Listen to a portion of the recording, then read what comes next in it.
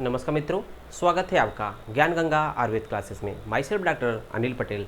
आज हम लोग पित्त के भेद अर्थात भ्राजक पित्त के बारे में बात करेंगे।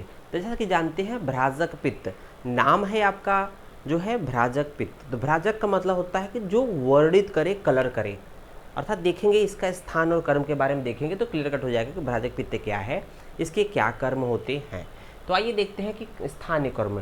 तो यहाँ पर हम लोगों ने 2-3 आचार्यों के बारे में बात किया था। अष्टांग संग्रह हृदय के बारे में बात करेंगे, अष्टांग संग्रह का मत देखेंगे, सुश्रुत का मत देखेंगे और चरक का मत देखेंगे। तो सबका जो मत होगा वो लगभग एक ही बात को कहेगा बार बार। तो आइए देखते हैं कि अष्टांग संग्रह हृदय ने क्या बोला है कि जो त्वकस्थम भ्राजकम अर्थात त्वकस्थम मीन्स त्वचा में स्थित। तो त्वक स्थम का मतलब होता है स्थित, त्वक स्तंभ मतलब त्वचा में स्थित भ्राजक पित्त होता है। जो भ्राजक पित्त है वो त्वचा में स्थित होता है। भ्राजनात् त्वच, भ्राजनात् त्वच अर्थात त्वचा को भ्राजित करता है या उसको वर्ण और चमक देता है। तो भ्राजित करने का मतलब हो जाएगा, त्वचा को भ्राजित करने का मतलब उसको एक वर्ड प्रोवाइड करता है, उसको एक लश्चर अर्थात कलर कम्प्लेक्सन के साथ साथ उसको एक लश्चर, उसकी जो त्वचा की हर एक व्यक्ति की जो त्वचा होती है उसकी लश्चर जो होती है ड्यू टू प्रेजेंस ऑफ भ्राजक पित्त। उसी तरह से देखेंगे अष्टांग संग्रह ने क्या बोला है कि त्वकस्थम त्वचो। तो उन्होंने भी कहा है त्वचा में स्थित। तो ध्यान रखिएगा, ये जो पित्त होता है त्वचा में स्थित होता है। त्वकस्थम त्वचो भ्राजनाथ, त्वकस्थम अर्थात त्वचा में स्थित, त्वचो भ्राजनाथ अर्थात त्वचा को जो भ्राजक करता है, जो कलर जो एक तरह से वर्ड देता है, उसको भ्राजित करता है, वर्ड प्रोवाइड करता है, उसको हम लोग क्या बोलते हैं, भ्राजकम, उसको भ्राजक पित्त कहते हैं। लेकिन साथ ही साथ ये भ्राजक पित्त और क्या कार्य करता है, तद अव्यंग परिसेक आलेप। तो हम लोग देखते हैं कि त्वचा पर हम लोग विभिन्न प्रकार के लेप लगाते हैं, अव्यंग करते हैं, उस पर एक तरह से परिसेक करते हैं, टब बात करते हैं, शावर बात करते हैं। तो इस तरह की चीज़ों का जो डायरेक्ट जो औषधि द्रव्य होते हैं, ये क्या है, ये औषधि द्रव्यों का प्रयोग जो कॉन्टैक्ट त्वचा एक्सटर्नल लेप के रूप में आता है, इनका क्या करता है कि अव्यंग परिसेक आलेप आदि पाचयति, इनको क्या करता है, पाचन करता है, इसको पचाता है। कहते हैं ना कि कोई भी चीज़, हम कोई चीज़ खाते हैं वो शरीर में तब लगता है जब पर्टिकुलर उसमें जठराग्नि की क्रिया होती है। उसी तरह से जब हम शरीर के एक्सटर्नली इसको प्रोवाइड करते हैं, चाहे वो आलेप के रूप में हो, चाहे परिसेक के रूप में हो, चाहे ये अव्यंग के रूप में, ये औषधि द्रव्य जो है जब तक इनका पाचन नहीं होगा तब तक शरीर में अवशोषित नहीं होगा, और अवशोषित नहीं होगा तो अपने कार्य नहीं करेंगे। तो कहते हैं कोई औषधि को पचाने के लिए भी अग्नि की आवश्यकता होती। उसी तरह से यहाँ पर क्या करता है, भ्राजक पित्त जो है त्वचा में स्थित होकर आलेप परिसेक अव्यंग आदि के रूप में जो औषधियाँ होती हैं उनको पाचन करता है। उसके बाद क्या करता है, छायाश्च प्रकाशति, छाया का प्रकाशन करता है। जिस व्यक्ति के जो वर्ड होता है, जो कलर कम्प्लेक्शंस होता है, जो लश्चर होता है, उसको प्रोवाइड करता है, उसको बनाए रखने का काम क्या है, भ्राजक पित्त का है। उसके बाद देखेंगे सुश्रुत ने सेम वही बातें कही है कि यत तु त्वची पित्तम तस्मीन अर्थात जो पित्त त्वचा में स्थित होता है, यद तु त्वची पित्तम ये तस्मीन भ्राजको अग्निति। तो जो पित्त त्वचा में स्थित होता है उसको उन्होंने भ्राजक अग्नि का रूप दिया है। अर्थात सुश्रुत ने पित्त के हर एक भेद को उन्होंने पित्त न कहकर उन्होंने अग्नि कहा है।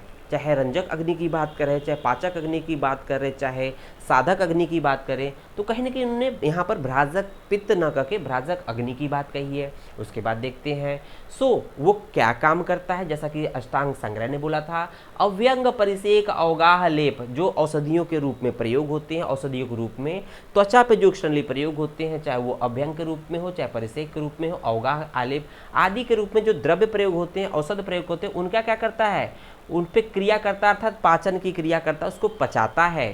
क्रिया द्रव्याणाम पकता, उसको पाचन क्रिया करता है, उसको पकाता है। पकाने के बाद, पाचन करने के बाद छायाम च प्रकाशम, छाया का प्रकाशन करता है। तो इस तरह से देखा कि कहीं न कहीं ये जो त्वचा स्थित भ्राजक पित्त होता है, ये क्या करता है कि वर्ड को प्रकाशित करता है, उसको लश्चर प्रोवाइड करता है, उसको वर्ड प्रोवाइड करता है।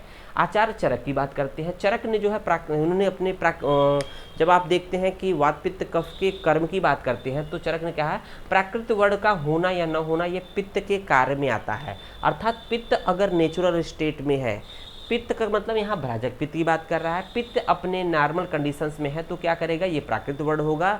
अगर पित्त नॉर्मल कंडीशंस में नहीं है, अपने मात्रा में नहीं है, तो ये प्राकृत वर्ड नहीं होगा, जो कि हम लोगों ने यहाँ पर देखा।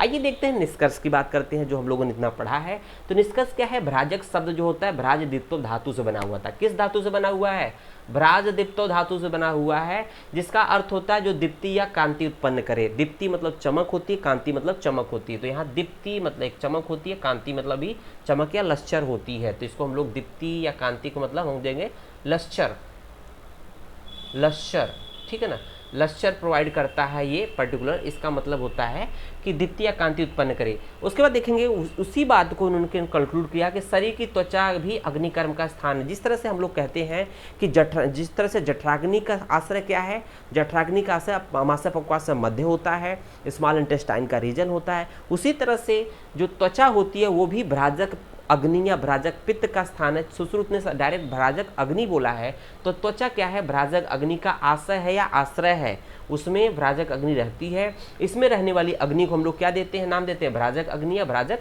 पित्त नाम देते हैं। भ्राजक अग्नि या भ्राजक पित्त नाम देते हैं।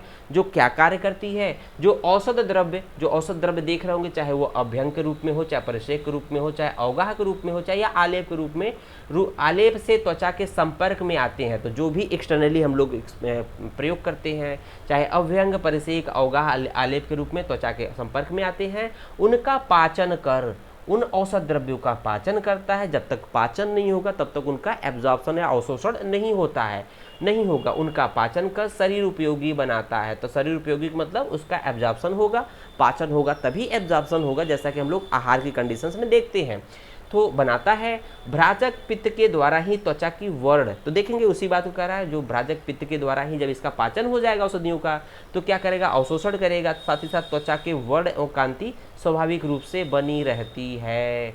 तो कह रहा है भ्राजक पित्त के द्वारा ही त्वचा की वर्ण एवं कांति स्वाभाविक रूप से बनी रहती है। तो वहां पर वर्ण का मतलब होता है कलर कम्प्लेक्शन, वर्ण का मतलब कलर कम्प्लेक्शन हो जाएगा, कलर कम्प्लेक्शन सी, ठीक है, कलर कम्प्लेक्शन हो जाएगा। और कांति का मतलब लश्चर या चमक होती है। तो ये किस पे डिपेंड कर रही है, भ्राजक पित्त पे डिपेंड कर रही है। ये एक छोटा सा लेक्चर है, उम्मीद है आपको समझ में आएगा। धन्यवाद।